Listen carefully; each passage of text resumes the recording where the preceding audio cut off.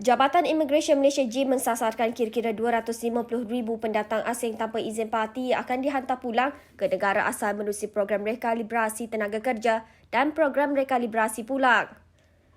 Ketua Pengarah JIM, Datuk Khairul Zaimi Daud berkata program dilaksanakan JIM dan Jabatan Tenaga Kerja JTK yang bermula pada 16 November lalu itu sudah menerima sebanyak 1,980 permohonan parti dan 478 majikan.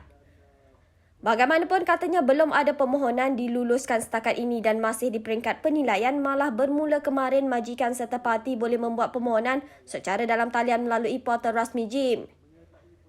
Beliau berkata bagi program rekalibrasi tenaga kerja, majikan boleh membuat permohonan serentak melalui JIM dan permohonan kuota pekerja asing melalui JTK. Berhubung program rekalibrasi pulang, beliau berkata ia adalah inisiatif kerajaan untuk memberi peluang kepada parti melakukan kesalahan tinggal lebih masa dan tiada pas yang sah pulang ke negara asal secara sukarela. Dan mulai 16 November sehingga 2 Disember, saya ingin memaklumkan bahawa imigresen telah menerima permohonan sebanyak 478 majikan dan 1,980 orang pekerja yang bertaraf parti, pendatang asing tanpa izin yang sekarang ini bekerja dengan mereka. Mereka sangat menghargai program yang dilancarkan ini, yang mana ia bermula pada 16 November sehingga 30 Jun 2021. Seterusnya saya akan memperincikan tentang proses yang akan berlaku melalui portal. Semua permohonan seperti mana saya maklumkan boleh dipohon secara online kepada imigresen melalui portal imi.gov.my, di mana majikan akan mendaftarkan senarai nama pekerja mereka di sini dan juga nama majikan. Semua syarat-syarat boleh dilihat di dalam portal ini. Dan apa yang penting di sini ialah semasa permohonan, majikan mesti terus membuat bayaran sebanyak RM500 deposit. RM500 untuk setiap pekerja. Katakan majikan itu mempunyai 100 orang pekerja parti yang ingin dipohon, jumlah bayarannya ialah 100 kali 500, RM50,000 jumlah bayaran di sini. Dan dalam masa yang sama, majikan juga sebenarnya boleh secara simultaneously memohon kepada Jabatan Tenaga Kerja jumlah kota untuk mereka. Jadi permohonan ini berjalan serentak kepada imigresen dan juga kepada Jabatan Tenaga Kerja. Selepas permohonan ini, apabila imigresen menerima permohonan, kami akan membuat verifikasi sama ada pekerja-pekerja yang dipohon itu layak atau tidak untuk menyertai program ini. Dan proses verifikasi ini akan mengambil masa selama 5 hari daripada tarikh mereka memohon.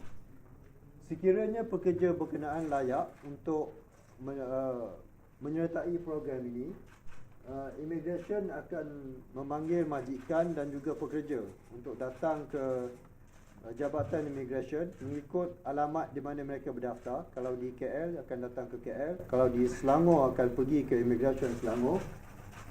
Dan semua pekerja yang layak ini akan diberikan satu registration slip untuk mereka ke proses yang seterusnya. Apa yang pentingnya di sini ialah semasa mereka datang berurusan di imigresen, majikan dan pekerja ini mesti datang dengan sijil bebas COVID-19. Bermakna mereka perlu ke klinik ataupun hospital swasta terlebih dahulu untuk membuat swab test. Dan sekiranya mereka gagal, sekiranya dalam proses verifikasi ini mereka gagal, majikan mesti menghantar pekerja tersebut pulang ke negara asal mereka. Dan bagi mereka yang lulus di sini, boleh terus melakukan proses medical check-up di Formema. Dan proses di Jabatan Tenaga Kerja yang berjalan ini, JTK akan mengambil masa selama 7 hari. untuk memberikan kelulusan kota.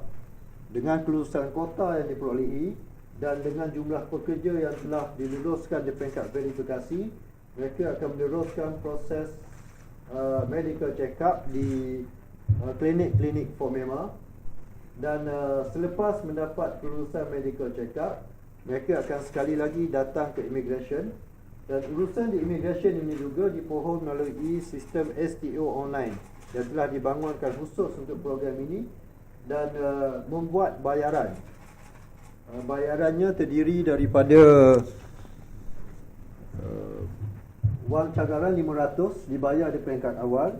Di peringkat PLKS application, mereka perlu membayar fee rekalibrasi RM1,500. Perlu membayar levy mengikut sektor perkilangan dan pembinaan RM1,850, sektor perladangan RM640. Bayaran lain ialah PAS RM60 dan proses RM125 dan bayaran visa mengikut warga negara antara RM5 ke RM20. Dan selepas itu PLKS akan dikeluarkan kepada majikan-majikan yang mendapat kelulusan ini.